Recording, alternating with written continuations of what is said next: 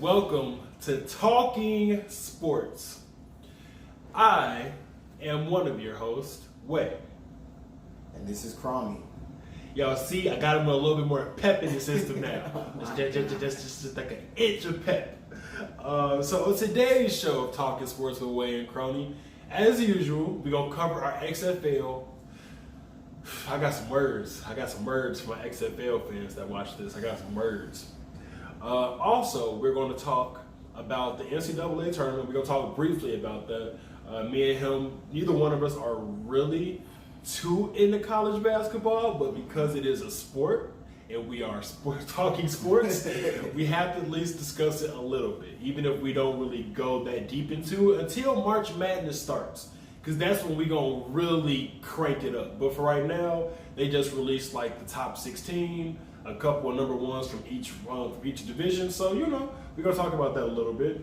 Also, we're going to talk about the NFL and the CBA and what's been going on with that. And then finally, we have our two questions that we're going to debate today. Number one, should KD be in the Olympics? I'm just going to let that one sit for a second. And then number two, Harden versus Giannis. Now, we're not just talking about who's better, but we're going to talk about the whole story with Giannis and James Harden. And we're going to debate that out and kind of just see who's really winning this beef. You feel me? I feel you. But as you all know, this is Talking Sports with Wei and Croney. We'll be right back with you with our first topic, the XFL. Back after this intro. So the first thing that we're going to talk about, and whenever I wear this fucking hoodie, I can't never get my hood together, and my shit be looking all fucking lopsided and scraggly. I can't never. You got hair, you can hide it. You get me? I can't never get my fucking hood together whenever I wear this goddamn hoodie. But first game up, the LA Wildcats versus the New York Guardians. New York. What are they guarding? Well, let's not. So, we're just going to kind of just give y'all the brief rundown before we discuss the game, as we normally do. So, brief rundown. The game went, New York won 17-14. Surprising, by the way. Yeah. Coming into this game, New York was 1-2. LA was 1-2. New York left this game 2-2. LA left this game 1-3. Some of the highlights, though. Some of the highlights that I do have to point out from both sides. Matter of fact, hold on. Before I do that, I'm not gonna give y'all the stats right now, because the stats kind of goes into my breakdown of the game. So I'm not gonna give y'all. That's just the overview of this breakdown. So right, so I'm gonna go ahead and just hop it off here. So, LA, Josh Johnson. Can we been giving a round of applause to people? Can we give a round of applause to motherfucking Josh Johnson? Can we just as you all know, I have been standing for the black QBs, like the black quarterbacks. Josh Johnson, black QB, much improved. Again, I feel like he's proven so far, if not to be like the third or fourth out of 8 QBs, by the way. But I feel like he's proven to be like the third or fourth best quarterback in the league right now. Behind, third or fourth. Obviously behind PJ Walker, and obviously behind Jordan Ta'amu. But I feel like Josh Johnson, even though this team is 1-3, you also got to remember that the first week that they played, he was not the starter. The second week he was, third week, and obviously this week he was. So he's had about. What was his stats? How many attempts? I got you. So Josh Johnson, 25 completions out of 40 attempts. So only 15 misses. Not all of those was his, because in the game we saw quite a few underthrown and overthrown balls. 330 yards passing though, 2 touchdowns, 1 interception. So through 2 weeks he got 5 TDs. Now that's not too great though. It's not, but as far as the XFL goes, that's not too bad. Like if you would compare it to the NFL, that's not too bad. But I mean, that's not. We're looking for great play. Man. You're right. As a matter of fact, you're 100% right. We are. So I'll give you that. That's not the 330 yards though. That's basic. NFL. That's not bad though. Yeah, I mean. That's basic. 330 yards passing is basic NFL QB. But you got to take into account the defense that he was playing. But keep going. True. As a matter of fact, I have something to say about the defense though. That's the crazy part. I'm glad you brought that up. I'm so glad you brought that up. So really quick with LA, a couple more people that stood out to me. You got McBride and you got Smallwood, 2 receivers over there on LA. McBride 8 receptions for 127 yards, 1 touchdown, and Smallwood 5 receptions for 75 yards. Josh Johnson also had a 94.8 QBR rating. A 94.8 QBR rating. You got to think Blackmail, he had a TD as well. I mean, he contributed. True. Josh Johnson threw his first touchdown out of the first 4 weeks in the third quarter of this game. So literally, if it wasn't for that third quarter interception, Josh Johnson so far in his first 3 weeks would have no NITs. And you know how important that is, especially coming off of last week with Cardale Jones' ass in the 4 interceptions that he dropped. I hear you. New York. I fucking told you to start Luis Perez. I told you last week to fucking start Luis Perez. I knew it. I saw something in that boy. I said last week, y'all should start Perez. I feel like he can get that team together. And what the fuck did he do for y'all? He got y'all the dub. Luis Perez, 18 for 26, 150 yards, 1 passing touchdown. Not great numbers at all, but he was accurate as fuck with a 96.6 QBR rating. Accurate as fuck. In the 26 passes he threw, 18 met their target. All right. 18 hit their target. That's all I really have to say about New York. Everybody else from New York was kind of boo-boo. And it's not boo-boo for the sake of boo-boo. It's just... it's just... New York, Luis Perez really, I feel like, did not have too many people around him helping him in this game. I feel like this was mainly defense. I feel like, speaking of defense, New York's defense, I feel like, held strong. Are you covering your face? Are you covering? I just want you to get done with your take. I feel like New York's defense held strong. I feel like New York's defense, again, they held LA, who bust DC's ass last week and dropped 39. So we know they got the offensive power to do it. They held them to 14 points. I feel like the QB play was better. I feel like the kicking play was, I feel like the kickers were much better because the kickers have been trash. The kickers and the QBs in this particular game have stepped up and were much better. The ending was ass though. The ending of the game with a lot of not the forward pass, but like the shuffle pass back. Mm-hmm. They kept doing that, trying to find some sort of fucking opening, and it stretched out the game. But that's not the first time we saw this in the XFL. It's not, but we see it once a week. But this is the longest. It is at the very end of the game. Like this took forever. But that's just mine. That's my take on the first game. Well, I just want to say that you give too much praise for some of these teams. Go ahead. These are the 2 suckiest teams. Maybe the 2 suckiest teams. I say the maybe. I'm a hard critic. You're not being hard enough No, now. but I also do give praise where I feel like it's due. There should have been no praise in this game. Okay. It was 2 teams with 2 bad defenses and 2 bad offenses, and it took advantage of the 2 bad defenses. It was only 14-17. LA defense ain't bad though. It was only 14-17. They held us to 9 points. LA's defense did absolutely nothing. They let New York score 17 and win the game. Now I'll give you Smallwood. Any given Sunday. I'll give you Smallwood and I'll give you McBride. They showed off, especially McBride. He showed off. The running game was non-existent for them. Oh, that's something else. Non-existent. Somebody want to bring up. Martez was not in this game. Who was the star running back from last week? He was not in this game. The person that killed us last week was not in this game. You right? I can't give excuses. Next man up. I'm starting to think that I'm the more harder critic than this guy is because you give too much of a high praise. But also, especially for this game. I just enjoyed. I guess I just enjoyed the fuck out of the game. I didn't enjoy the game because it was two bad teams taking advantage of even worse defenses. That's all it was. I enjoyed good football again. I enjoyed this game. And how you say his name? Who? What was it? The quarterback? Johnson. Josh Johnson. He had 25 completions out of 40 attempts. Yep. 2 TDs, 1 interception. Yep. Yes, sir. Yes, I thought they were going to win the game. Thank you. Okay, so I'm not even going to lie. I did think LA was going to win the fucking game, but again, New York pulled it out. Which is why I got to give them credit. They did pull it out, but again, they pulled it out on the defense that's going to give it to you.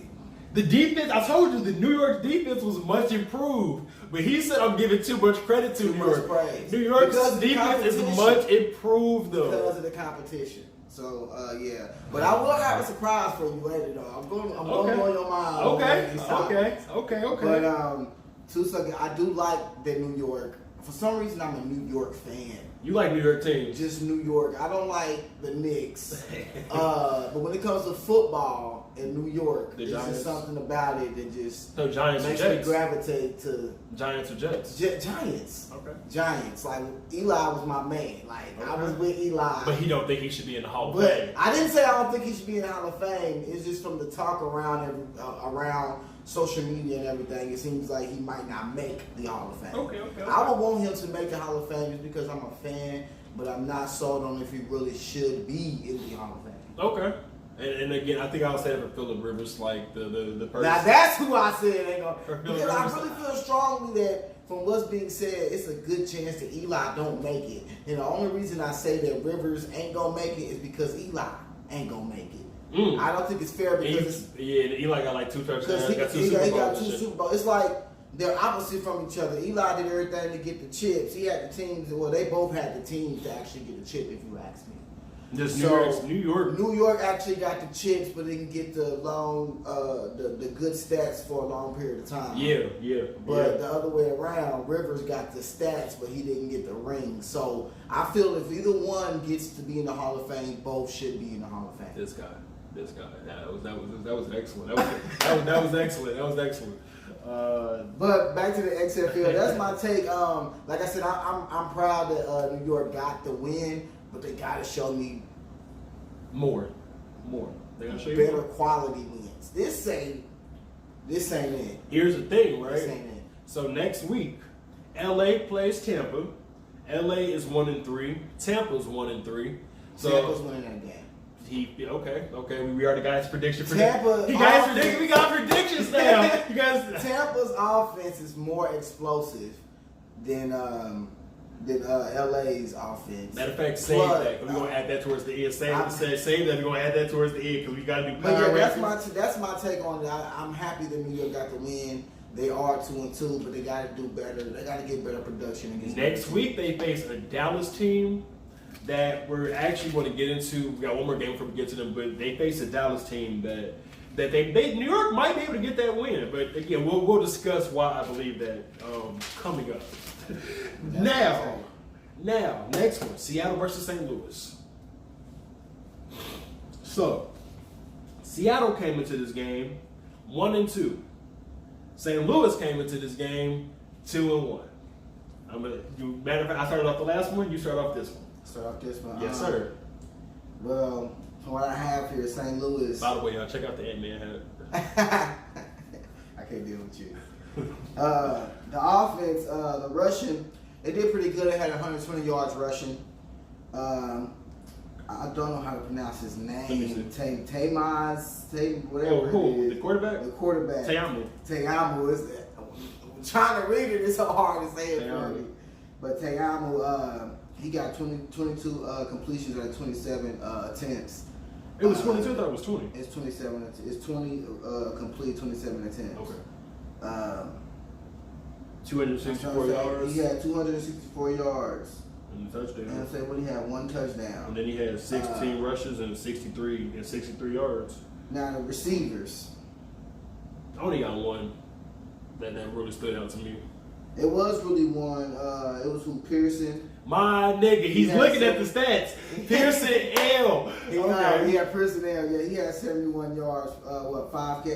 8 catches? No, 5. Is it 5 catches? He went 5 for 5. 5 targets, 5 catches. Seattle handled business. They up there in the power rankings right now. Until the end, Seattle handled business. But we can get. I can't say this was a bad game. It wasn't. It wasn't though. It wasn't. Seattle is starting to put up battles. They're just not able to close. That defense is their downfall. They got it too. And they came in, by the way, I just have to cut you off really quick, because Seattle, just speaking on that, Seattle came in with one of the best defenses. People thought that Seattle was going to be one of the best defenses. Just because it looked good on paper don't mean it's going to show you good. It's going to translate. I have to say this. I did say that the Vipers were going to be the worst team.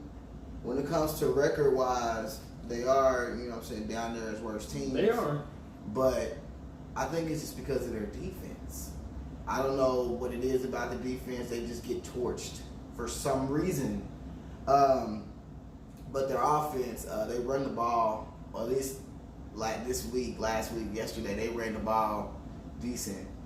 But they got to be able to come over the hump. The defense got to get some stops. They got to get some takeaways, and they will start winning games. It's not a maybe to that. They will start winning games. Okay. But that's my take. St. Louis, they did their business. They handled what they had to do. But like I said, Seattle, they secondary, man, they just got torched. They got to fix that some way, somehow. I don't know how they can, but I don't know how trades or anything work with the XFL, but they got to fix that. Trades is happening. I think the secondary might be the only problem that they have is the secondary. Okay. But that's my take. Okay, give me 1 second here, sir. Don't mean to create any dead air. I'm just making a few notations here based off of what my colleague said. Making a few notations. Just briefly give me 2 seconds. Okay, now we're back. I do have something else to say though. I'm sorry. Go ahead. Go ahead. Yeah, like I said, I'm making notations, so you're fine. It seems like they keep switching. I don't know. Did they keep switching QBs? Because this ain't the first time, right? Who we're talking about? We're talking Seattle. about This ain't the first time. This is their first. Is it the first time? Well, it seems like they got.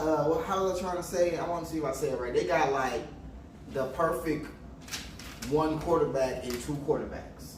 Is what I'm saying. It's like they got one for the short completion. Can sit in the pocket but can't extend plays, and then they got the one that can extend plays and they can give you the deep ball. Yep. Now, I'm not gonna say they need to play both of them every game, but it seemed to work yesterday. I'll just say that. Understandable. Yeah, I definitely say that. But Daniels needed to step in though to even help them out. To be even where they were in the game. But yeah, that's my take on it, because I had to say on the quarterbacks, because I never seen the team use 2 different quarterbacks, but that's the thing. Tampa Bay's been doing it this whole fucking time. This is the first game Tampa Bay stuck with 1 QB. But when we get to Tampa Bay, okay, now I give you the floor. No. You're like I said, sir. You're fine. Well, once we get to Tampa Bay, I'll have quite a bit to say about that. Seattle versus St. Louis.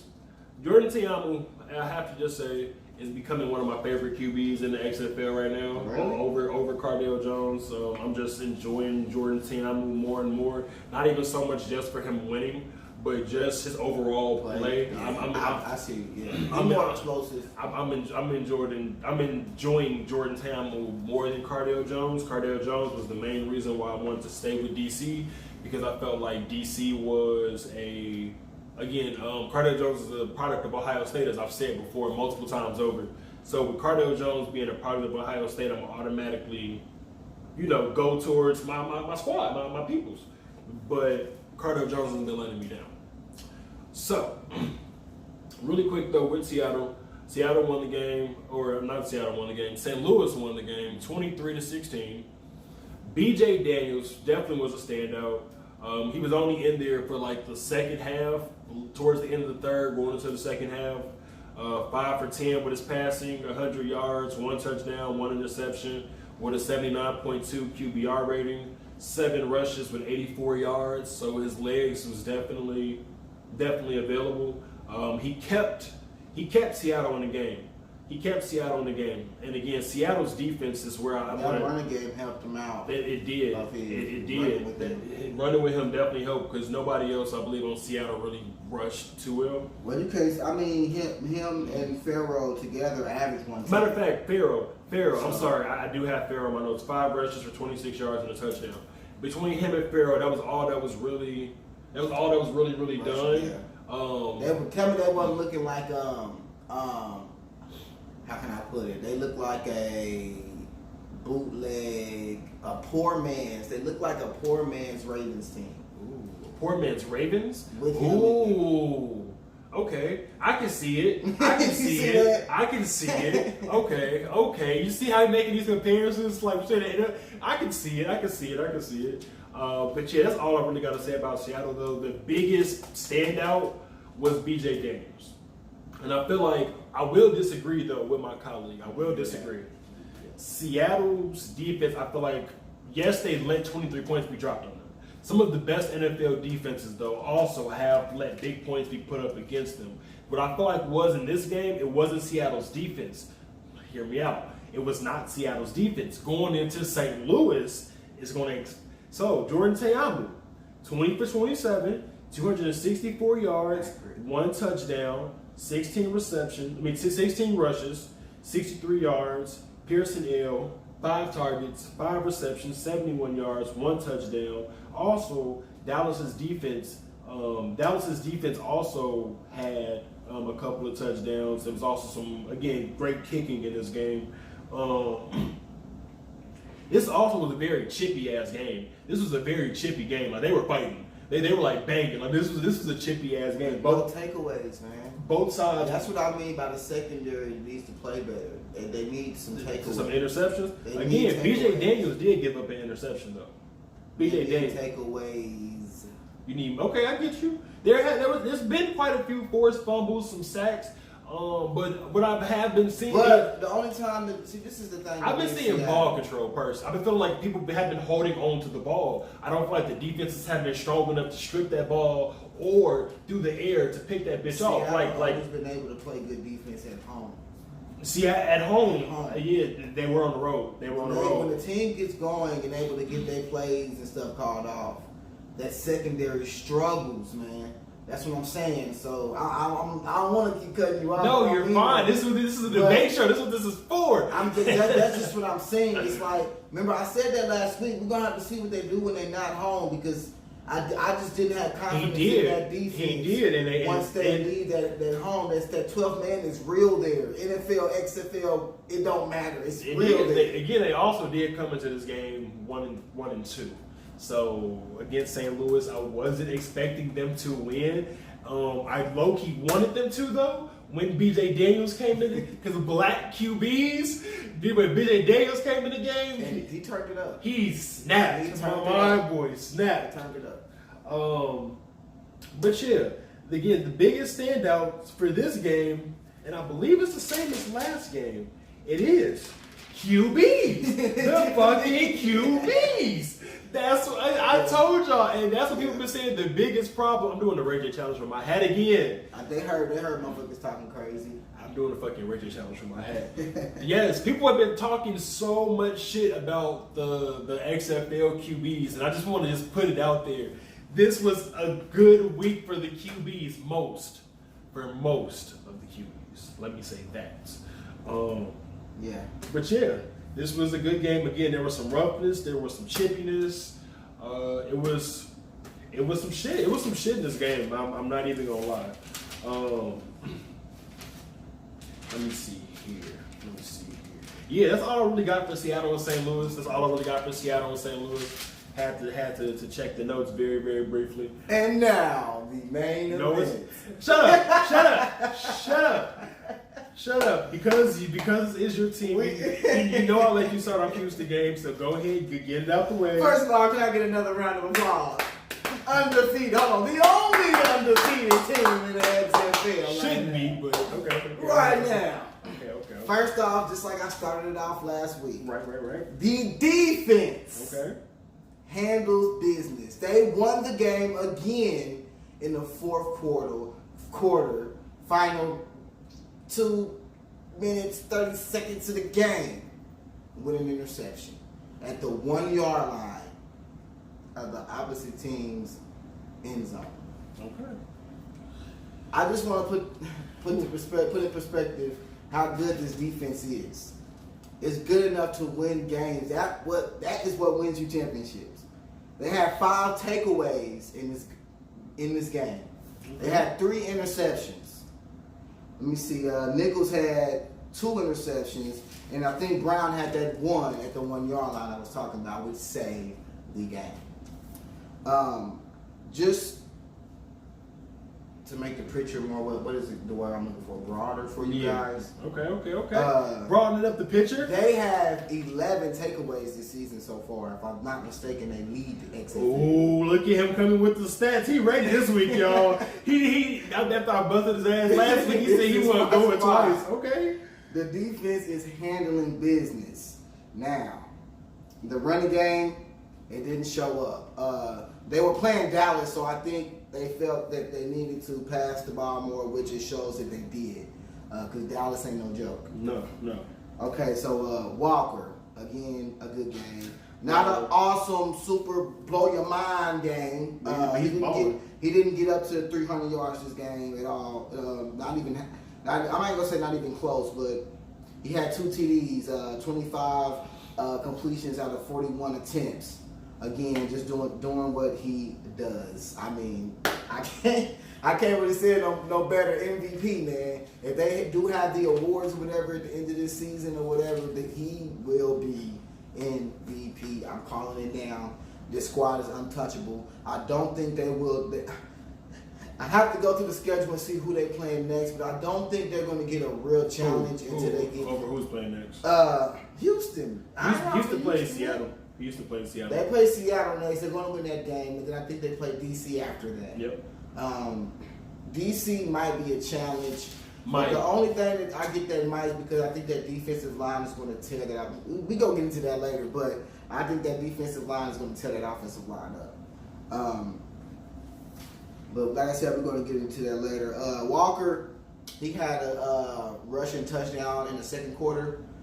First half wasn't that explosive, but that play right there was second quarter towards the end. That was great. He doing what he does at all times. I mean, that's what he do. But second half, he turned it up. The receivers did their job as usual.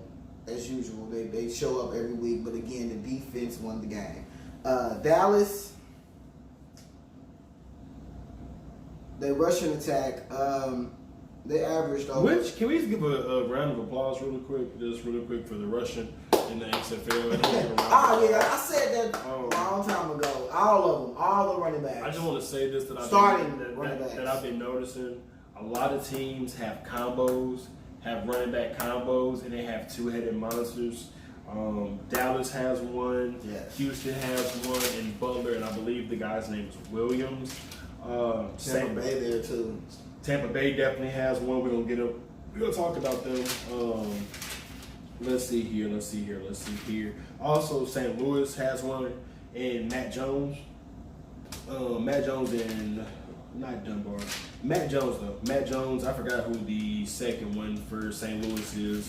But yeah, a lot of these teams have like two-headed rushing attacks, and when the rushing attacks perform at their highest level or perform at like their highest like peak or like their maximum performance, right, they snap. These runners have been snapping, and I've been making sure to pay attention to them because of this guy right here, because he's been saying, like, if you pay attention to the rushing, you'll see actually how good it is in the rushing game.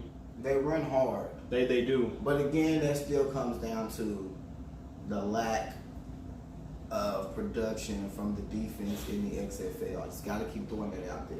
That's what makes me go into they're not going to be able to get new contracts or be able to go to the NFL because of the lack of production from the defense in the XFL. But we'll get into some of that stuff another time. But Dallas, they came to play. They did. Not gonna stunt. Battle for Texas. Like that came to play. That was definitely a battle for Texas. Dunbar had 48 yards and a TD when it comes to rushing. And what is his name? Ortiz, he had 31 yards. So like I said, just all of it together, it was good enough to get at least up to the 20 points, but didn't win the game. Jones, 3 interceptions. He in the first quarter. In the first quarter. It don't matter. He had one TD. He had one TD. Is it one TD? Mm-hmm. Okay, one TD. I'm sorry about that. Defense, the tackling. That's what lost them this game. They need to work on their tackling. They get their tackling done. They might not lose the next couple games. They got to work on their tackling. I think those receivers were just handling them this game. They wasn't getting people down quick enough. Extra yards after the catch, things like that. Mm-hmm. Like I said, offense does enough to stay in the game, but defense definitely needs to step it up. But It was definitely close, though. I think the game of this week was Houston and Dallas. You believe so? I believe so, but that's my take. Okay. Let me go back in my stat book. Sorry, y'all. I'm kind of everywhere. I'm running through a lot of different things I got wrote down right now. So, with Houston versus Dallas, right? PJ Walker, 25 completions, 41 attempts, 239 yards, 2 TDs, a rare interception. 83.3 QBR rating. Nick Holy, I believe his last name is Holy or Holly. 10 targets, 8 receptions, 97 yards, 1 TD. Houston did what I expected Houston to do. It's never an easy game when you go up against Houston. We learned that last week when it was Tampa Bay versus Houston. Tampa Bay almost beat Houston, but Houston still came out. The Roughnecks still came out and won. So definitely got to give a shout out to the Roughnecks defense. Where the fuck was Cam Phillips? Where the fuck was Cam Phillips this week? 3 targets, 1 catch. I don't know. Head in the clouds somewhere. Where the fuck was he? He was on the field. That's the thing. It's not like he was off the field. My boy was on the field. I have stats for him. He was on the field. They must have just game plan for him. Probably or something like. But yeah, that was like my only question towards Houston. I go into most games now believing that Houston has a strong chance to win. Again, it's any given Saturday or Sunday whenever they play, but they got a chance. I have much more to say about Dallas, the losing team though, because Dallas impressed me again this week. Landry Jones did not. But it was not because of his accuracy.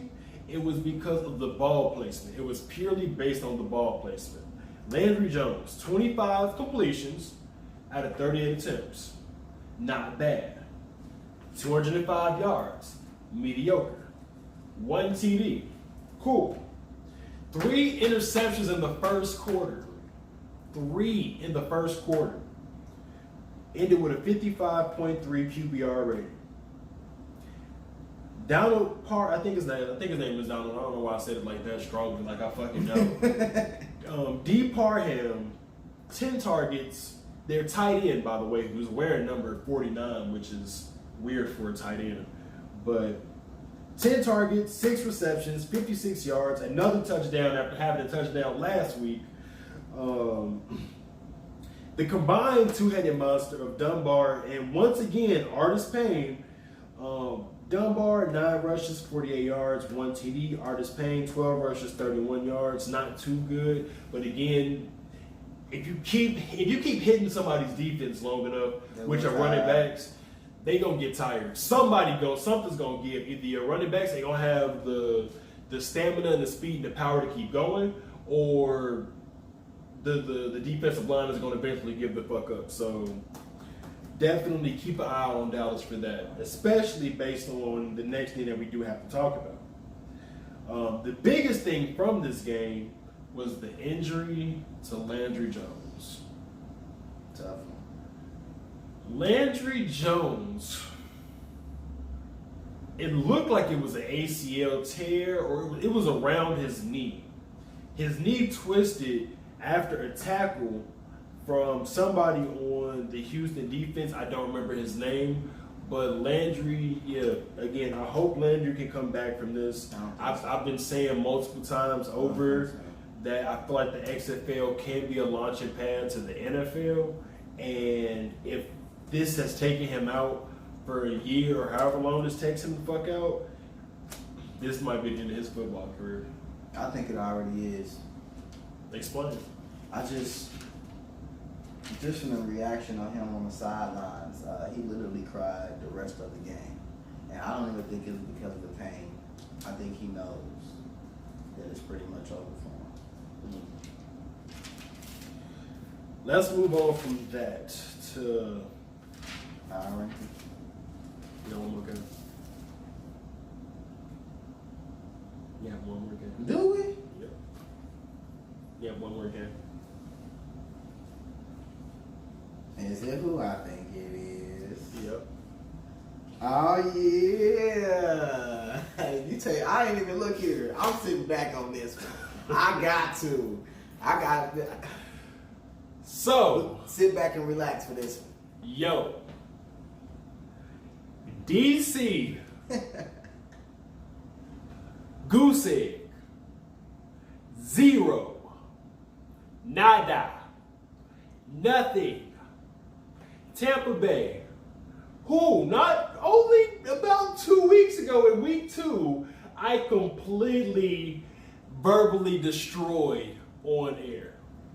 And then they destroyed your team on air. And they just whooped the shit out of my team. We basically just got almost 30 piece 2 weeks in a row.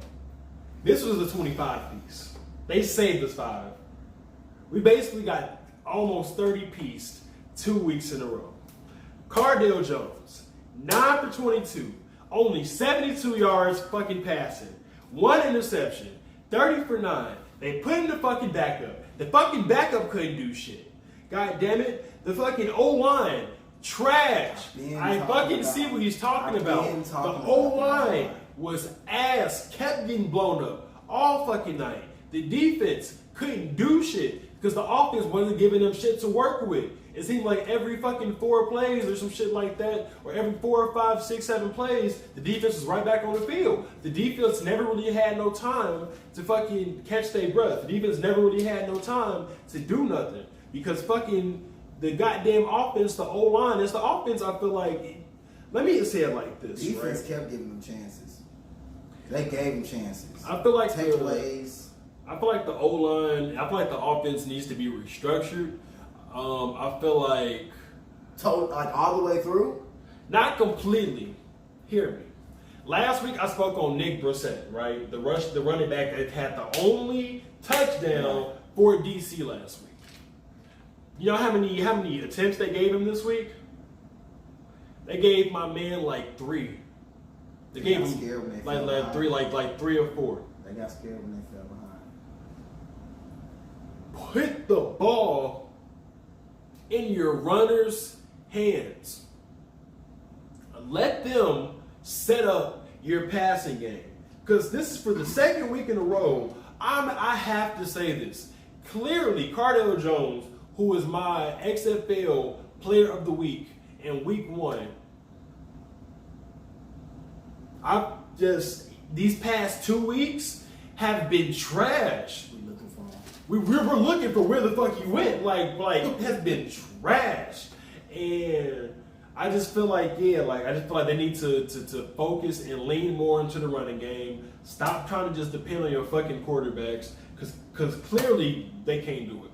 Clearly we don't have the QBs right now. They need to, like you said, they need to establish the running game, set up the passing game, and set up that play action, because he already don't have enough time to survey the field to get enough passes for them to even get in the red zone to score or whatever the case may be. That's what they need to do. I think they just got beat so bad from the beginning that they had a plan for him to finish off the game, but they could never get to it because, again, they scored 0 points.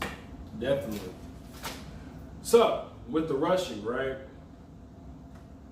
For Tampa Bay, I have rushing in all capital letters on my paper. Between D. Smith and J. Patrick, there was 130 yards of rushing. 130 yards of rushing. Between the fucking two of them. D. Smith, 24 rushes, 122 yards. J. Patrick, 21 rushes, 108 yards, and a touchdown. Cornelius started this week. Last week, I felt like Brandon Flowers should start, and after I literally, like damn near after I said that shit, Brandon Flowers, I believe, left the XFL. I don't think he's with the XFL anymore. So they started Cornelius. 24 for 31, not bad at all. 211 yards, not bad at all. 1 touchdown, not bad at all. 1 interception. You're fine, sir, you're fine. 4 rushes, 36 yards, 1 touchdown. D. Williams and Jay Tolliver. I've spoken on Jay Tolliver and I've spoken on D. Williams. D. Williams, 7 receptions, 72 yards. Jay Tolliver, 45 yards for 4 and 4. They targeted him 4 times. He caught 4 balls, 45 yards. Yeah, this is the second goddamn week in a row where I gotta fucking say that we literally got destroyed by a rushing game. Last week it was fucking Martez Rose and them boys. Like, matter of fact, let me go into the notes so I can look what the fuck was the first thing to pop up when I went to it. So last week you had Carter, you had Rose, you had these 2 motherfuckers snapping on every goddamn body. Carter, I don't believe was in this game. I was looking for Carter. I did not see Carter. Again, if I missed him, please excuse me. But Carter last week, Carter and Rose last week. This week, fucking Smith and Patrick. Sam's fucking book down again. Are you fucking kidding me? That's 2 goddamn weeks in a row that we've been destroyed by fucking running backs. Our rushing defense is so trash. Fucking horrible. I don't get this. It's a complete reverse. Our passing defense is not bad. It's our rushing defense. And if you can run on us, you can fucking beat us. It's just that fucking simple. They get into the, I'm telling you, they get past that line, get into that secondary, and they just pounding their ass. Just hitting motherfuckers. I don't have no take on this because I just wanted, I had to hear what he had to say because I had higher expectations for DC as well. Much higher. Like you see, my head is off the screen. This is how high my expectations were. My only concern was the defense, the tackling, and that offensive line. Definitely. And my predictions seem to be coming true. It's coming true. So what we're going to do here is we're going to end this segment here. We talked about the games. Next up, that's what's next up. Next up is going to be our power rankings and our players of the week. And then we're going to discuss next week's game. Okay. This is Talking Sports with Wei and Croney. Yup, there goes the pep! All right, so we're back after breaking down the games. The next thing that we're going to do is we're going to talk about next week's games. We're going to give you our XFL best and worst, and we're also going to give you our power rankings for the week. We're going to cut out a segment. I know I said earlier that we were going to talk about NCAA basketball. We're going to actually cut that segment out. We're going to wait until March Madness comes around to fully give you the madness. Yeah, to give you the madness. Like, to fully talk about NCAA basketball. Just talking about like who went number ones and here and there. Like I've told y'all before, we're not that deep in the college basketball, even though I like Ohio State across the board in every single program. But it just don't seem like that when it comes to the bracket of the NCAA and, you know what I'm saying, the March Madness. It don't seem to change much. The bracket sometimes matter, but again, that's why it's March Madness, because anything can happen. Game winners and March Madness go hand in hand. I hear you. But, so the first thing that we're going to talk about from this segment here is going to be, which one you first? You want to talk about the games next week, our XFL power rankings? We're going to have to do the game next week because I think that can just go into the power rankings. Okay. So, next week, matter of fact, where did I put this shit? Or power rankings go into the game next week. One of the No. It's right here. So, with the games next week, you have Houston versus Seattle. 4-0 Houston versus 1-3 Seattle. Ain't this their second? No, I'm sure we're thinking of Tampa Bay. Never mind. 4-0 Houston versus 1-3 Seattle. Who do you think is going to win? Excuse me. I think everybody in the world can answer that. Houston. Duh. Like, there's nothing extra needs to be said. You know the MVP is gonna torch their ass. You should have said Tampa Bay, right? No, they play Seattle. Seattle. Houston versus Seattle's defense. Yeah, guess where they at? They in Houston. No, they're in Seattle. They in Seattle. Oh, they still gonna torch their ass. They in Seattle, boy. They still gonna torch their ass. The defense probably play a little better with that 12th man, blah, blah, blah. But MVP is gonna show that ass off. He probably gonna get at least 330 yards throwing the ball next week. Hey, what was you just saying though? The Seattle defense is what they play good. Better at home. Oh, so this I don't give about that now. Nah, they playing Houston. Houston might get that one. They're not gonna get that one. It's gonna be. I think they gonna get that. I think they gonna get their first loss against DC. Appreciate that. That's what I'm gonna give you. I think that. So leaving this game, you feel like Houston's gonna leave 5-0 and Seattle's gonna leave 1-4. Okay.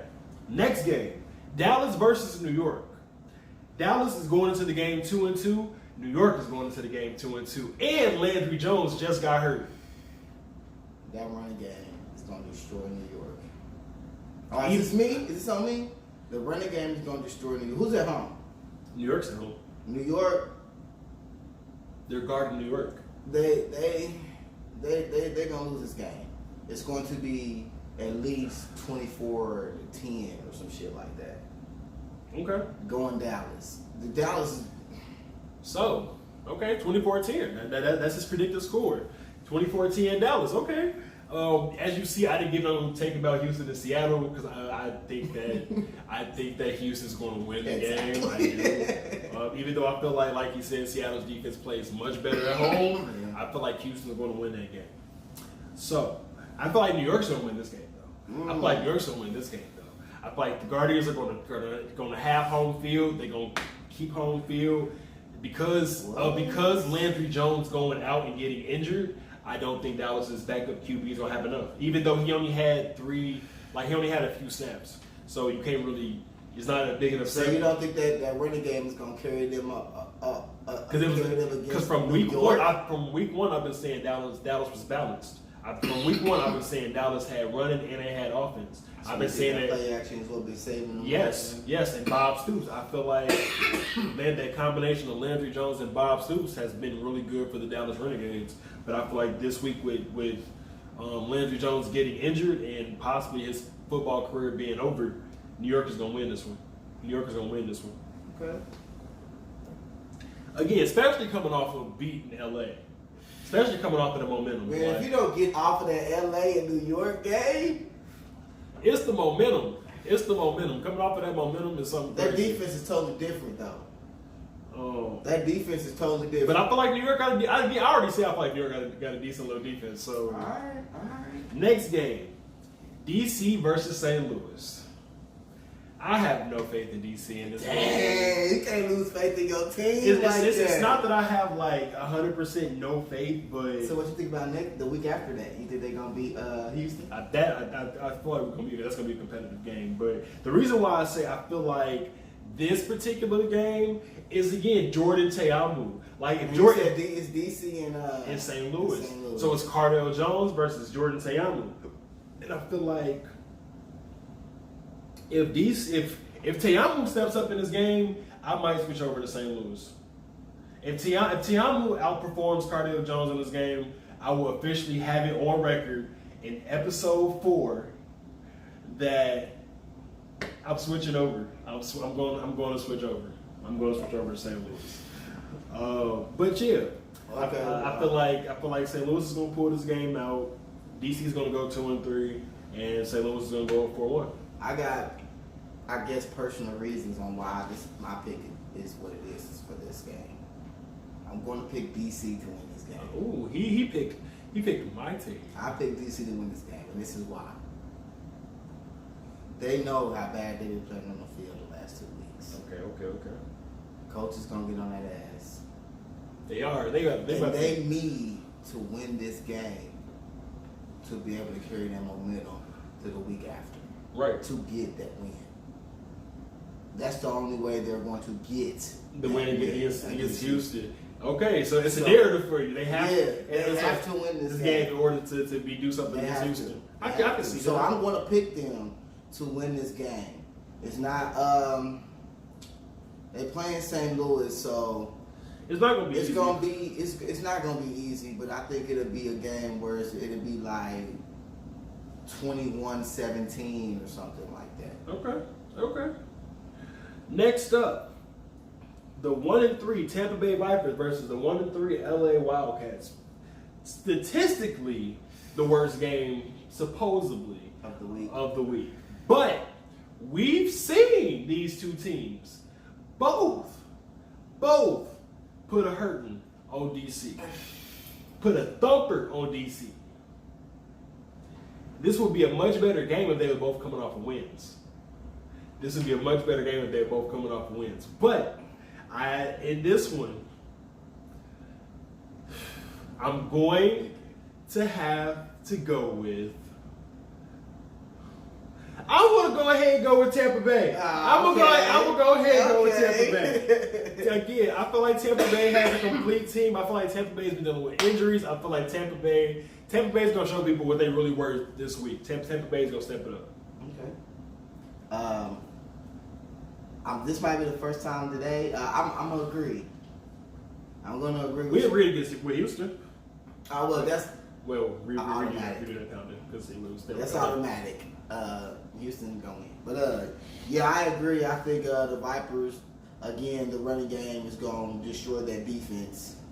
The defense is not going to be able to handle them at all. And the Vipers' defense is going to be good enough to secure the win. Okay. I do think from time of possession for both teams, it's going to be from time of possession from both teams. It's going to be a low-scoring game. I do think that. I'll say that. Okay. Next up, our XFL power rankings. Because y'all know we save our players of the week and our worst player of the week for the ending. Because that is the glue that holds Talking Sports together. Holds it together. That's the glue that holds it together. So, power rankings. I ain't got full notes, but I got slip notes here, right? I got mine changed a little. I don't know about his, but mine changed. So last week we gave y'all our first ever power rankings. This week we're gonna double up. You go first. Next. So started from 8 to 1. Start from 8 to 1. Okay. In 8th place, I actually have a switch. Last week I had Seattle. I had Seattle at number 8. This week I have Seattle at number 7. I have Seattle at number 7 this week. Okay. Right. Okay. I have Seattle at number 7 because I feel like, again, Seattle plays good at home. I feel like Seattle's defense is in trash. I feel like Seattle Just needs to put a couple of pieces together. Well, matter of fact, hold on. I did that out of order. Last week I had Seattle at number 8. This week I have New York at number 8. Okay. Because last week I had New York at number 8. With Seattle, I feel like Seattle. Oh, I'm so sorry. I got that mixed up. I got my numbers in incorrect order. Get it together. Last week I had New York at number 8. This week I have Seattle at number 8. Okay. Okay. All right. Last week I had New York at number 8 because you put Seattle at number 8. Yes. Okay. I have Seattle and I have New York at number 8 last week because of Matt McGloin. I thought they needed to switch QBs. They did that and they won. Getting improvement from me. This week I have Seattle at number 8 because Seattle, again, they lost the game. Next week they face Houston. I just feel like Seattle these past couple of weeks, they do have a good defense. It is a good team, but I just feel like they have shown the weakest over the 4 weeks. They've shown the weakest body of work to me. As a whole. As a whole. Seattle shown the weakest body of work as a whole. Okay. Number 7. Last week I had Tampa Bay. This one's going to surprise y'all. This week, I got DC at number 7. Oh! I got DC at number 7. Wow. Tampa Bay last week because Tampa Bay was 0-3, hadn't shown much. Again, a lot of QB controversy and a lot going on with the team when it came to injuries. Seattle deserved number 7 last week. DC deserves 7 this week because they're coming off of 2 straight losses. The O-line has been trash. Cardell Jones has been trash. They have completely fallen apart. You already giving them that? They've fallen apart. They're my number 7. For the last 2 games, you already giving them that. They've fallen apart. And I feel like next week they're gonna lose again. Next week, that's it. Like I said, next week they're gonna lose again. In my 6th spot, last week I had DC. This week I got LA in my 6th spot. DC I had 6 last week because they took that mean loss against LA. And I feel like they was gonna bounce back and get higher this week, but they had to go down. They had that loss literally knocked them down 1 spot. LA is coming off of a loss, so I couldn't make them go any higher, so I had to drop them down. LA, I feel like Josh Johnson is a good QB. LA got some talent, they just need to put it together. With number 5, last week I had Seattle. This week I have Tampa Bay. At number 5? Seattle, again, I said last week, Seattle needed to win this game. Seattle needed to win this game in order to stay in that or to at least try to push them towards the top 4. Okay. They didn't do that. They did not do that. They showed what I thought they was going to show, which was, again, a good defense, just everywhere else was meh. This week, Tampa Bay showed the fuck up. Tampa Bay really impressed me this week. So even though at 5.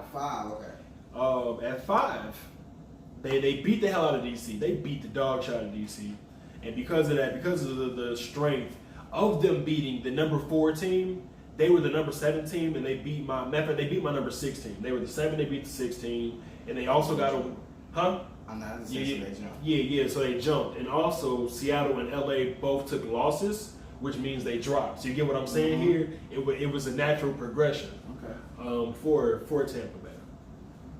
Number 4, my top 4. Now we're getting interested. In my top 4, number 4. Last week I had Los Angeles because of the way they put the hurting on DC. This week I have New York. Number 4. Okay. New York went from number 8 to number 4. Damn. Yes, for New York. Because Luis Perez, again, I've been saying though, New York's biggest problem was Matt McGloin. I've been saying that. Their biggest problem was Matt McGloin. Like, it was the QB play. It was the leadership. They jumped up 4 spots. I'm telling you, like, New York New York showed me something this week. They got my fourth spot. They definitely got my fourth spot. All right. Let me see here.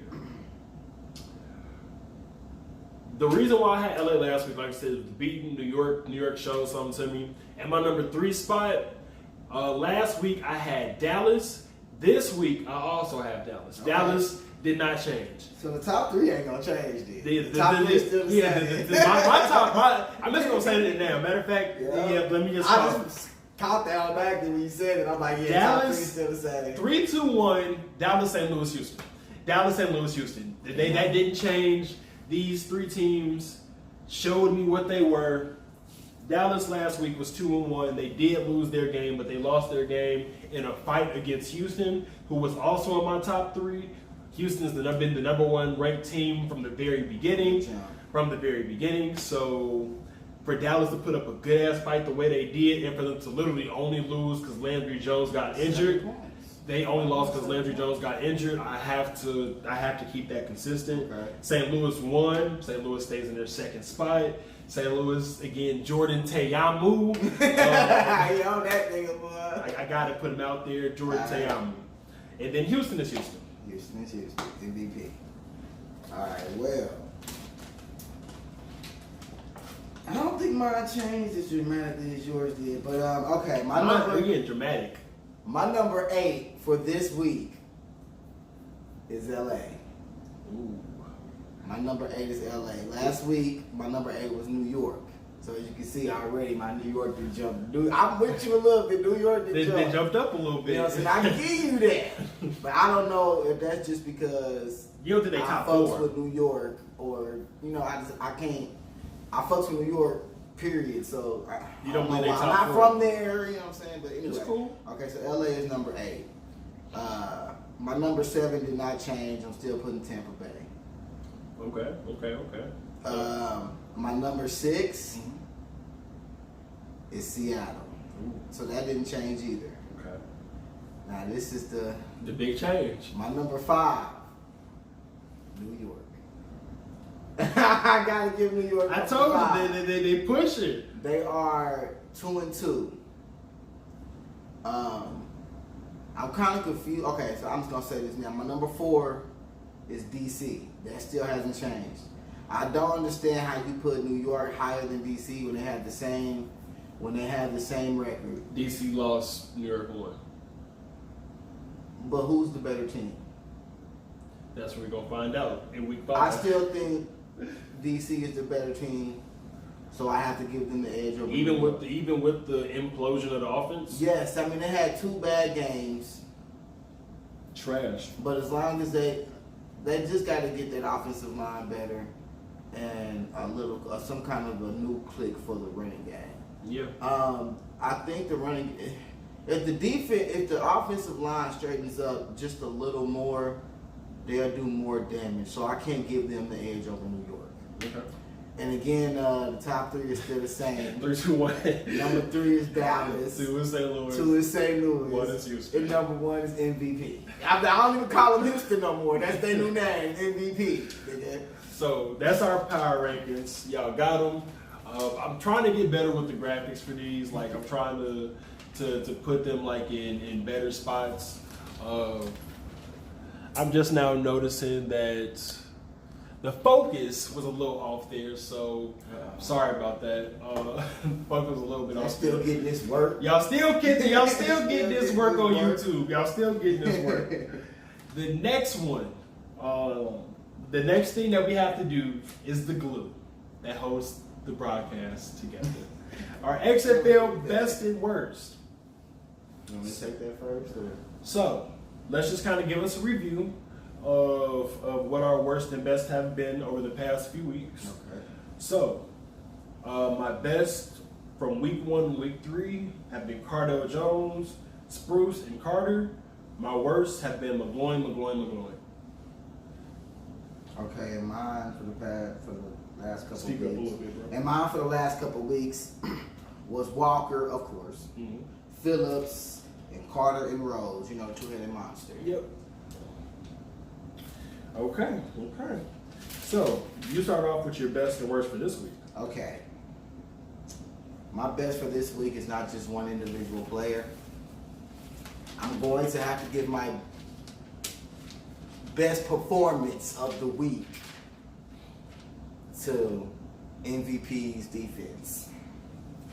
Once again, He's still on that. MVPs. He's still on that. MVPs, that's their names, MVPs. Okay, their defense closed out the game once again for the second week in a row. They're being consistent. They are the most consistent team in the XFL, and their defense their defense might be the glue. Ooh. Okay. Their defense might be the glue. So that's my performance of the week. Okay. My best performance of the week. His best was the Houston defense. Who's your worst? My worst. Say it. Just say it. DC's offense.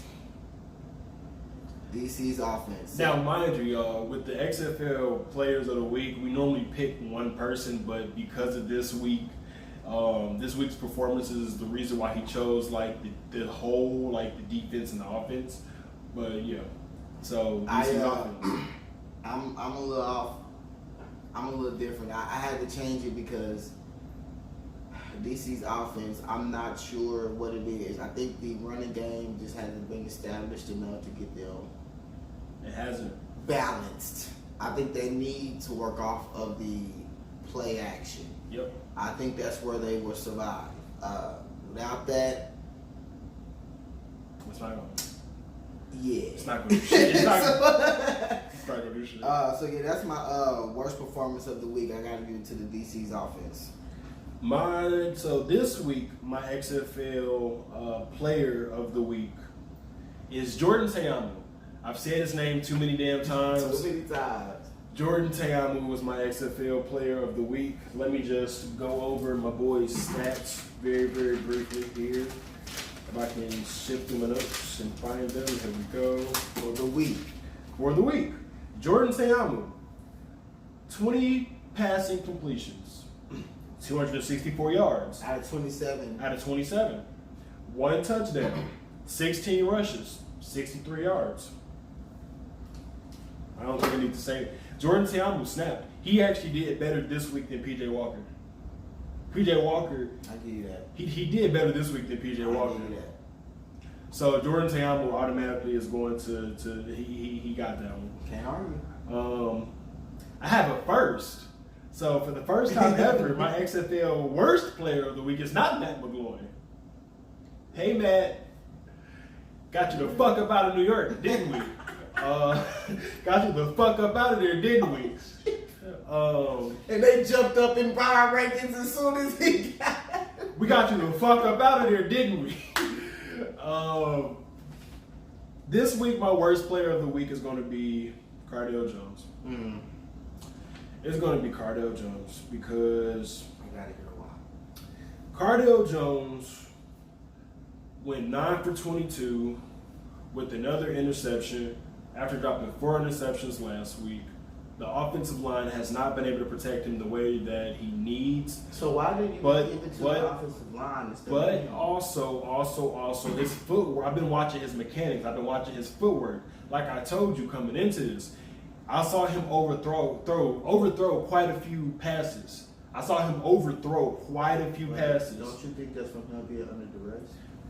Again, some of those passes, no. Some of those passes he did have time. It wasn't much time, but if the XFL is going to be a launching pad to the NFL, it's going to be enough fucking time because those NFL defenses ain't going to be playing with you. And he showed that he could do that the first 2 games. He did. It's just these past couple of weeks he just hasn't been it. But yeah, and also I feel like this may be a little bit harsh because I did say that I feel like they lean too much on him to do too damn much. But that's a strong case.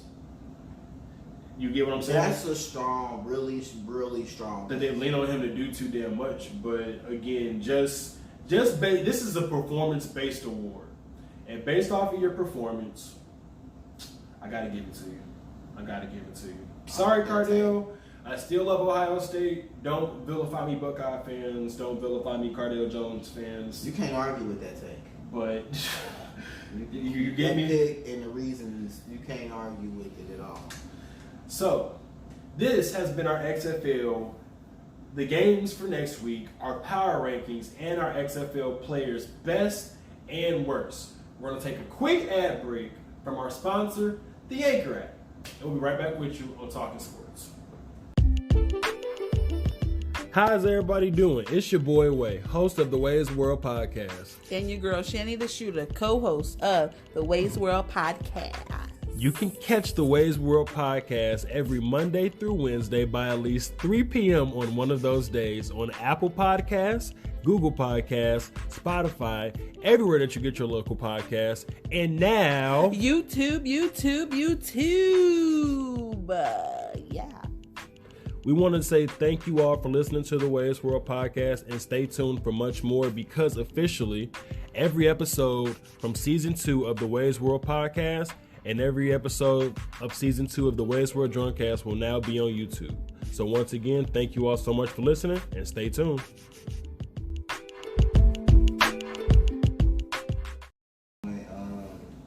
Coming off that ad break, the next thing we're going to do is our questions of the week. And then we're going to bring you the NFL CBA. We're going to touch on that a little bit. Yeah, because I got some cool. I really do. I always call you the stat guy. Yeah. So I need some answers, some questions answered. Okay. We're going to cover the NFL CBA a little bit in the outro, because again, we are kind of pressure on time, just a little bit. So we do got to kind of to speed this up a little bit. But first thing, should KD play in the Olympics? Who's going first? I'm going to go ahead and go first. I believe KD should play in the Olympics. I believe KD, if he's healthy, and again, he's been training. They said it was going to take a year. It's almost been a year. I feel like KD should play in the Olympics. If he's healthy and he's ready, I feel like it would be a good... Well, will it be the full year when it's around that time? Around that time is what, July?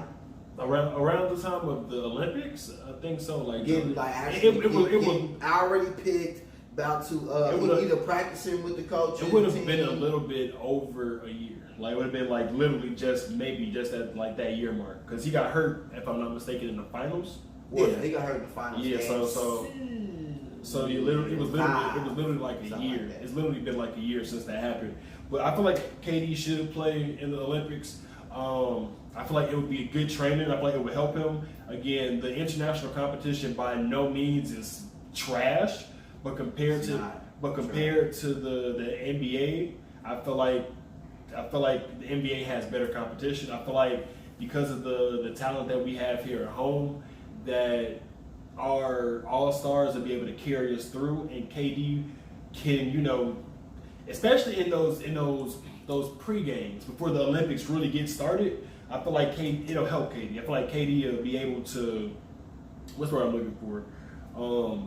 It'll give him some conditioning.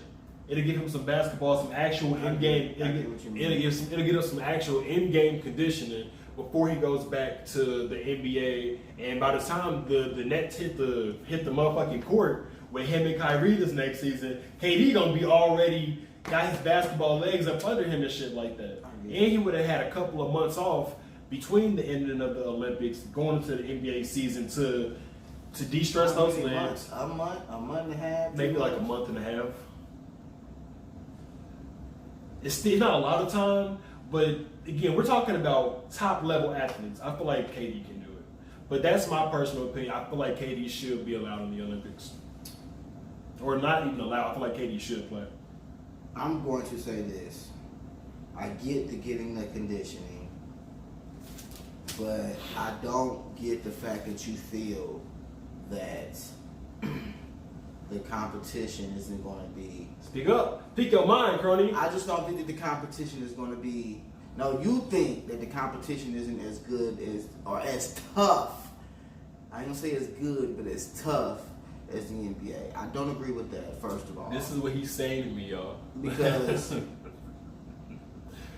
when it comes to USA basketball, they are coming for our necks. Even though we didn't win last year, that's last year.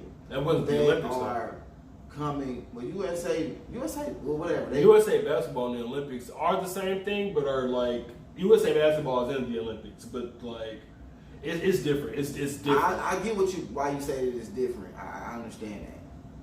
But like I said, they definitely come for our necks. They do. So and I'm pretty sure he wouldn't play 40 minutes a game or nothing like that. No. But my take maybe 20 something. My take on it is no. Do not play the Olympics. Okay. First of all, ain't no other big names like that gonna be in the Olympics next year. I'm pretty sure. This year? I mean this year, yeah. I'm pretty sure they got Where's your phone under there? I mean they got candidates for it, but they still got to accept it and do it. I think so. I don't think. Hold on, because I'm about to look it up. Too many people are going to accept doing it. I know I heard LeBron might be thinking about it or something like that, but you have no guarantee. He just came off of an injury. It might be a few. Well, I think it is. It will be a full year since the day he got hurt. But I don't think it'd be good for him to just go out there and play against that kind of competition. I think he needs to take that time to get more acquainted with his team because he's working out now, but he's not working out with his teammates and getting chemistry good. I think he needs to take that off season to do that, especially with Kyrie. So here's the 44 finalists, right? And these are the finalists for the people that they still have to select before going in. So you got Bam Adebayo, LaMarcus Aldridge, Harrison Barnes, Bradley Beal, Devin Booker, Malcolm Brogdon, Jaylen Brown, Jimmy Butler, Mike Conley, Stephen Curry, Anthony Davis, DeMar DeRozan, Andre Drummond, Kevin Durant, Paul George, Draymond Green, James Harden, Montrezl Harrell, Joe Harris, Tobias Harris, Gordon Hayward, Dwight Howard, Brandon Ingram, Kyrie Irving, LeBron, Kyle Kuzma, Kawhi, Damian Lillard, Brook Lopez, Kevin Love, Kyle Lowry. You can stop. I got some more names. That's what I'm saying. You got a whole 44 names, and I can already name 5 stars in there that's not going to play. You also got, really quick, because I do have to say this, JaVale. He's not the one I'm pointing out, but I'm getting there. JaVale McGee, Chris Middleton, Donovan Mitchell, Victor Oladipo, Chris Paul, Mason Plumlee, Marcus Smart, Jason Tatum, Klay Thompson, Miles Turner, Kemba Walker, Russell Westbrook, and then Derek Whiteley. And a lot of those names ain't gonna actually. No. That's just the 44 people that made the exactly before they made their final selections. And I hear Max Kellerman on if he do it might jumpstart the higher up superstars to start going back to going with USA. That might be true, but him coming off his injury, no, he should not do it. Take the time to make sure you're good, get your chemistry right with your team, and then start the season fresh and ready to go. Because him and Kyrie are definitely going to have to. I mean, if him and Kyrie decide to go play for USA, that might be the best way to go. Yeah. Just because if they, who's the coach? Ain't it Popovich? I thought it was Coach K. Is it? Oh yeah, it is Coach K, ain't it? From Duke. Yeah, Coach K. If Coach K willing to implement them in the offense with enough time to be able to. Coach K, though, he ain't really got to do shit. You know what I'm saying? He don't got to do shit. You know what I'm saying? All that got to factor in for me to say yes, he should play for the USA. Okay. Next question up. Whose side are you on? Harden versus Giannis. I'm going to take this first. Some of the quotes from both sides, really quick before we get started. Go ahead. From Giannis' side, talking about the All-Star game, or just talking about as a teammate, I want somebody that's going to pass the ball. I don't want a dribbler. Whoever James Harden is guarding is going to be easy buckets. James Harden came back and said, I don't see why people are joking. I wish I was 7 foot and I can just run and dunk. He was like, as far as anybody in the NBA, like as far as anybody on the Bucks, none of them are trying to see me. That part I didn't hear. I'm not gonna pick sides. I think this is great for the NBA. Point blank. Period. Matter of fact, let's just talk. Matter of fact, we ain't gonna say whose side of the beef we're on. Let's just talk about the beef. Like, I think it's great for the NBA. Point blank. Period. The two top 3 runners for the MVP, or sort of. It ain't even if they're going after their next. It's James Harden going after his. The top 3 is LeBron, Giannis, and James. That's the top 3 right Exactly. now. Exactly. So that I can't really say much. I think it's great. Giannis is, like he that guy that's like, whatever. I was just, telling you our game plan, for the All-Star game, blah blah blah blah. The one who really wanted to try to hit home with the quote was James Harden. Clapback season. That I'm not saying. Playing. He definitely clapped back. That's what that was the plan. I don't agree. Is that no joke? I don't agree with James. He ain't joking. Because I don't think that Giannis is just a dunker. He's getting better and better and better. Giannis is getting better. But he ain't James Harden, no. I'm sorry, I gotta say it. If he wasn't as big as he was, like 6'11", if he wasn't as big as he was and as strong as he was, and as athletic as he is, he wouldn't be Giannis. Facts. James Harden. He changed. I don't want to.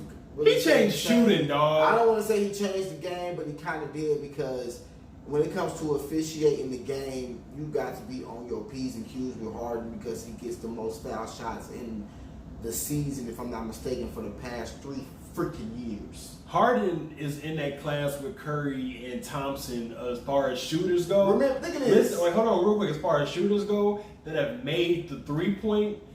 Like the 3-pointer, a must shoot in the NBA. It's been the Splash Brothers, and it's been Harden. Well, I got a few things to say about Harden, because he's a hooper, but he always chokes on the biggest stages, and that I'm with Max on that. That is the worst thing you can do. Like they say, remember back in the day, they used to be like, man, Jordan get every call. Harden might be worse. They said that for LeBron for a little while too, just to throw that out there. But Harden might be the worst. I'm not saying that it's a bad thing of being the worst, but what I'm saying is, I think when it comes to getting foul calls, he's up there. Okay, he does get like some of the most foul calls. He knows how to create contact and get those and ones, and he's like a 86% shooter from the foul line. Facts. So, I mean, when it comes to the defense, I don't want to say he's an underrated defender, but Giannis ain't wrong with what he said. Because if Harden is on Middleton, he taking his ass. Middleton taking his ass. Right? I know that's your guy, but is it I'm gonna let you get it out. If this ain't a rhetorical question, I want an answer. Oh, no. But so wait. As far as one-on-one, that's what I'm saying. One-on-one, Harden. This is the thing, right? And I've been seeing this. I've been seeing this a lot on ESPN, and people have been agreeing with me when I've been saying this. Harden's defensive effort has been slept on. Harden's defensive rating over the past few years past year and a half. You can't say past 2 years. His defensive rating has increased. I don't agree. I don't agree. It's in the stats. Like, I don't agree. I give you a year and a half. I give you half of that second year. Half of that motherfucker. Okay. At least go with it. At least agree with me. A year and a half. A year and a half, James Harden's defensive rating has gotten better. Yes. And since they traded Clint Capella, James Harden has really had no choice but to step up and play defense, because they play 5 out, 1 in. And sometimes not even really 1 in. Sometimes they play not 5 out, 1 in, 4 out, 1 in. Sometimes they play 5 out completely. I gotta say this. I got to. His defensive intensity from the beginning of this year to now has risen even more. But his shooting has been suffering. 38 points a game, I don't think it's suffering. His efficiency, maybe. That's what I'm saying. His efficiency. But he's damn near averaging 40 points a game. But his efficiency, that's exactly what I meant when I said that. His efficiency definitely suffered. But he's dropping 40 points a game. 40 points a game. I don't. So you don't think in the playoffs that them 40 points a game ain't gonna get lowered? Fuck no. Fuck no. My turn. Let's get this shit. Get this shit motherfucking cracking. He done got me fired up, y'all. I'm in the camera for this one. James Harden. I need y'all to see me when I talk about this one, right? James Harden is my favorite player. Favorite player, right? As far as the quotes go, I do not think Giannis was playing. Giannis came for my man's, and my man's clapped back at his ass. We was not here for the bullshit. We was not here for the bullshit, Gianni. Now look, Now what I told Croney was that my ideal finals, just purely based off of this beef, is Bucks Rockets. Not gonna happen. He doesn't believe it's gonna happen. I actually think the Rockets have a strong chance to make the finals. I feel like with their 4-out, 1-in, they're gonna close those lanes up in the playoffs. And game plan. And Russ is motherfucking like. Look, here's the thing, right? Like with Derrick Jones Jr., dunk contest winner. Derrick Jones Jr. can get up so high and come down so fast that you can't stop his ass, right? He's just not a good shooter at all. But he got a leaping ability.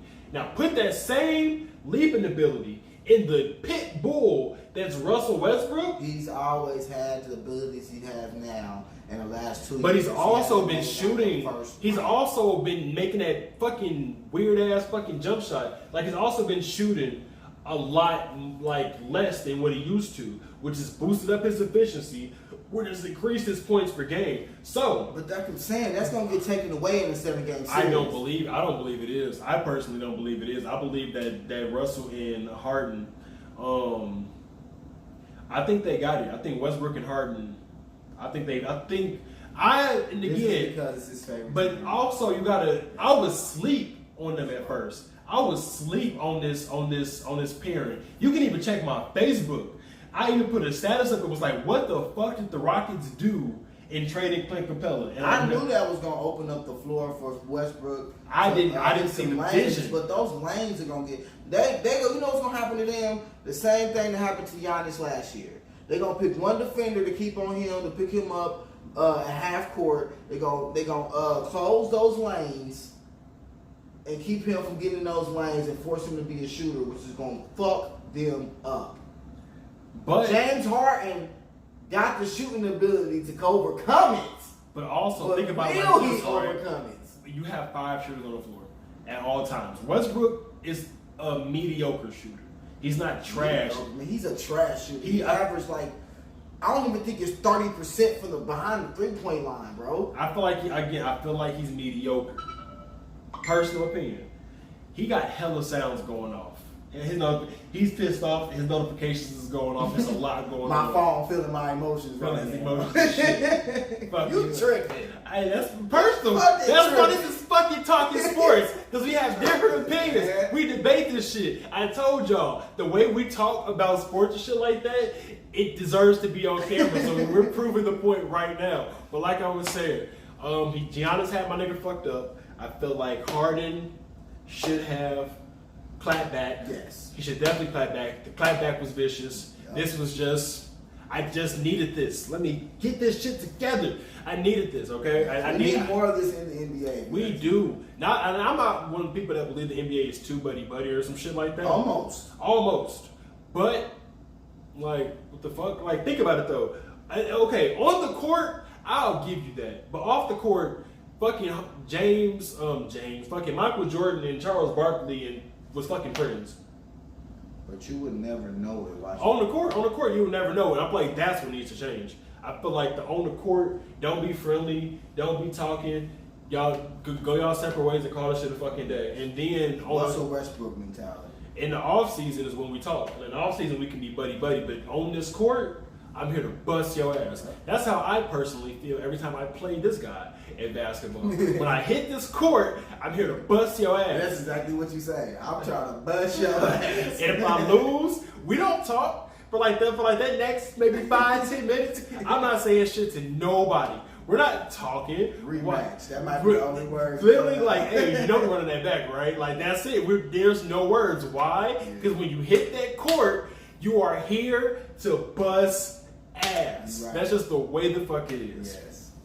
But that was our two. As you can see, I love coming up with these questions because like the debate gets heated. But those was our NBA questions of the week. We'll be right back with a little CBA talk and this young outro. This has been Talking Sports with Wei and Croney. Thank you all so much for watching. We'll be right back with you. Now, we are back with the young outro. He said this has been his favorite episode so far. This week was his favorite. Last week was my favorite. This week was his. Also, as we asked you all to do every single week, or what we want you all to start doing every single week, tell us who you all think won these debates. Who y'all think won? Again, in week 2, I bust his ass. Matter of fact, no. In week 1, he bust my ass. Matter of fact, no. Hold on. Yeah, we 2-2 right now. Fourth week, We 2-2 right now. Week 1, I got him, but that was him being uncomfortable. That first week. Week 2, I got you. Week 2, he bust my ass. And then you Last week, I was not playing with his ass. Last week I was ready for him. I had legitimate reasons why though, but you definitely bust my Last ass. week I was ready for him. And this week it's up to y'all to decide. Again, I think this may be a tie week. I think though, I actually won. He thinks he won. But before we close this out, give y'all the tags and everything, we're going to talk about one more topic that he actually really does want to discuss. The CBA. The NFL CBA. There we go. We've been getting dings all damn day. I'm sorry. It's I'm sorry, y'all. It's okay, broadcast. We're good. Yeah, I don't even want to really say I have the gist of what's going on because I have questions. Well, what do you have? What's the questions you have? And I'll try my best to answer them. And if we cannot answer them on this broadcast, we'll make sure to have answers for you all next week. All right, Stat God, I got you. What I hear is they're trying to add on. They're trying to take away a preseason game, add on a regular season game. Yep. Now, in between all of that, I think with adding on the extra game, I think it's a certain percentage bump on pay. It ain't even much though, if I'm mistaken. It's like $50,000 or something like that. So the first week after the CBA, the first bump is between 50 and 100,000. It's not that much as far as like salaries go. Right. And then year 2 it decreases. Year 3 it decreases again. And then I believe after year 3 in the CBA, it kind of flattens out to like a $45,000 increase over the next few years. And then they said that like the rookies too, like the rookies get a bump on their salary, and then every year it goes up. Yeah. But that don't make sense though, because if that's the case, then that means when it's all said and done, won't rookies be ending up getting a bigger bump, or not even end up, just as soon as it starts, the rookies would be getting a bigger bump than the already active players? I believe that may be one of the issues. Some of the quotes coming out of that meeting that I saw, the Maurice Pouncey, it was either Maurice Pouncey or it was his bro, the other Pouncey. It was either the one from the Steelers or the one from the Dolphins. I forgot which one. But you know the Pouncey brothers? Yeah, I know what you're talking about. The fucking Pouncey brothers. Y'all should know these big ass motherfuckers. They are huge. If you do not know the Pouncey brothers, please look them up. These are two big ass niggas. Like, because I think he was the one that was talking about like, I got it. Y'all shouldn't be tripping, and y'all talking about y'all want to pay, but why we make too much money. We should be all coming together as a team to make sure that people stuff is good for us to be able to protest against this. Basically, Pouncey said, like, he was like, I got y'all. Like, think about it. Be careful with that. It's 32 NFL owners. It's like 1,000 NFL fucking players. Like over 1,000 fucking NFL players. Like almost, I think it's like the number was like almost 1,800 like players. And I think the players are asking for. They actually like they're like a 50 seven more men able to be in the roster. No, that's what Stephen A. That was Stephen A. Stephen A. proposed that they add 7 more roster spots and that nobody plays over 16 games. Okay. So if you're gonna add a 17th game, nobody plays over 16 games. Shit. And then he said that will also give a game to maybe some scrubs. Maybe you got a scrub game or a game that you don't really think it's gonna be that bad. So shit. Let's say you got Aaron Rodgers on Green Bay. Sit out Aaron Rodgers. Put in the backup for this one game. You know, I don't really think I like that because that's basically saying, okay, we about to do what is it called in the NBA?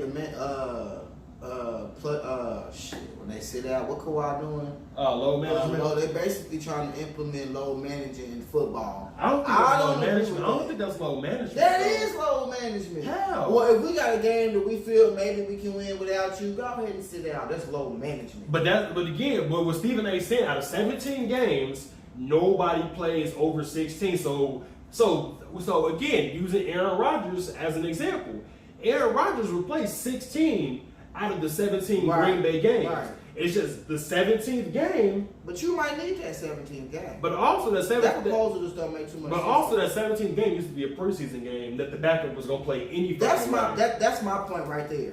Why won't they just give the pay increase regardless and just cut out the extra game regardless? And that's what the players are saying. Yeah, the players are that's what they protesting, right? The players are like, I don't see why the fuck we playing an extra game. What's the point of that? If y'all obviously willing to give extra money to players when they obviously need it, I ain't gonna say need it, but they do deserve it. They make y'all a lot of money. They do. Max Kellerman said it pretty much come down to the owners in the league trying to make more money. Obviously, that's what it is. They make an extra game.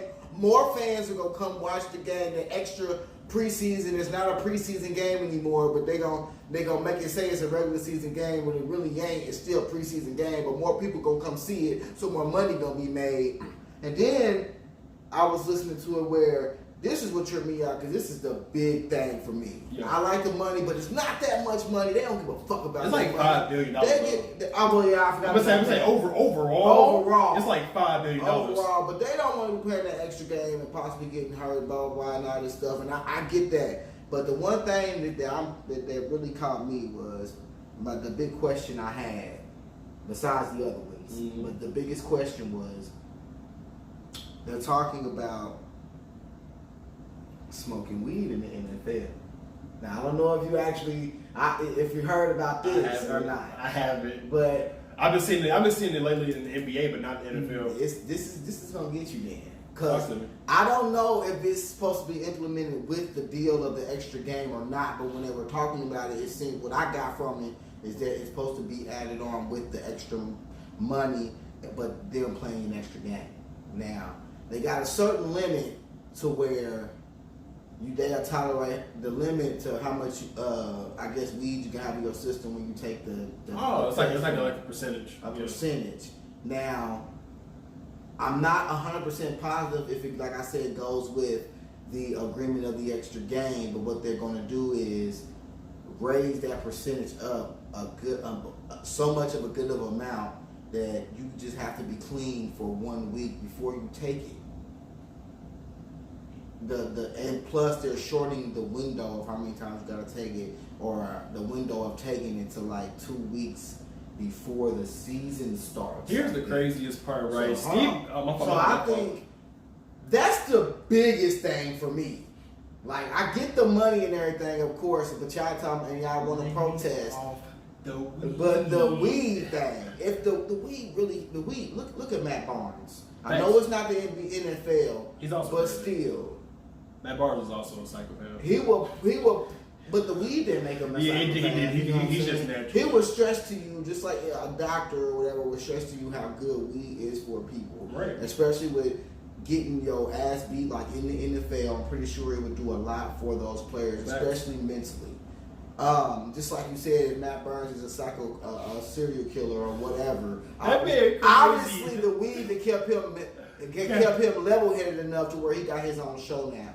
I'm about to say, yeah. Matt Barnes is. You did. I don't want Matt Barnes to pull up on me, so I'm just gonna leave him alone because him and Jackson got their own show now. When I say Matt Barnes will pull up on your ass no matter where the fuck you at, and it's great content. So it's excellent content. It's excellent content. You dig what I'm saying? So the only reason that's my biggest takeaway is because there's a lot of suspensions and things that happen when it comes to the weed, and they're actually trying to make it so weed actually doesn't even. With that, weed don't even matter anymore in the NFL. If they do that, then we don't even matter. So I think if that is part of the deal, that should be the automatic deal breaker. Okay. To be like, you know what? Maybe just one extra game won't hurt. Okay. Well, again, we'll have more information for you as far as the CBA goes, and you know, other things of that nature. That guy didn't have no 45. I had a couple of them. I had a couple of things in there. I just didn't have the overall. That's why I said for the weed. That's what I said. For the weed, yeah. you wasn't there for me that time, bro. Yeah, next week. Next week though, I'm gonna have some shit though. Yeah, I need that answer. Yeah. I need you. Because I couldn't find it. I need you for this is. I guess I got homework for you. Okay. I got homework for Stat Guy. Homework. I just need to know if the shit with the weed is that implemented into the deal or just automatically happen regardless. Okay. That's what I need to know. I'll look that up. But this has been his favorite episode. This has been a very enjoyable episode. Last week was particularly my favorite, but this has been a very good episode of Talking Sports. As usual, you can find me on Instagram at how_way_how. You can find me on Twitter at waysworld93. You can find me on Instagram also at waysworld93. You can find me on Facebook at Ways World. You can find the YouTube channel at the Ways World Podcast on YouTube. Let me see some other things just to throw out there. You can find us on Apple Podcasts. You can find us on Google Podcasts. You can find us on Spotify. You can find us on YouTube. What she say? YouTube. What's up, YouTube? I was cracking up when I heard that. I said, she is wild. But give them your tags. Tell them where they can find you. I only got 2 of them. Just hit me up on Facebook or Instagram. Lavelle Croney. No underscores. No. It's easy. Lavelle Croney. Come holler at your boy. Or contact him on the Ways World page on Facebook, or leave a comment below. Right below, yeah. Let's say leave him a comment below. I seem to be the only person who leaves any kind of a comment down there. You watch it, but don't say y'all shit. watch it, like, but don't y'all say shit. not commenting. Say something. We're the interaction. We want to interact with y'all. So if y'all like it, look, I'm gonna call both of us out. We fucked up last week. Well, I know I did on some shit that I said and misunderstood. And then nobody called me out on it. So y'all really watching and pay attention. Call a nigga out. For real. That's what helps us improve. Again, just like the players of the week are the glue for the XFL, y'all are the glue for us. Y'all help us improve. Y'all help us get better. Any ideas you think you want to, you want us to do, or subjects? Anything y'all want us to talk about? Feel free to hit one of us up. We want to talk to y'all. We got Stat God right here. I'm here for it. Again, I can let y'all know pretty much anything y'all want to know. I'm out here with the stats. But once again, you can find us on Apple Podcasts, Google Podcasts, Spotify, and YouTube. Don't forget to share this video. Don't forget to like this video. Don't forget to watch all the other content that you can find on the YouTube page. And this has been Talking Sports with Wei and Croney. And thank you all so much for watching, whether this is day or night. And we'll see you all next week.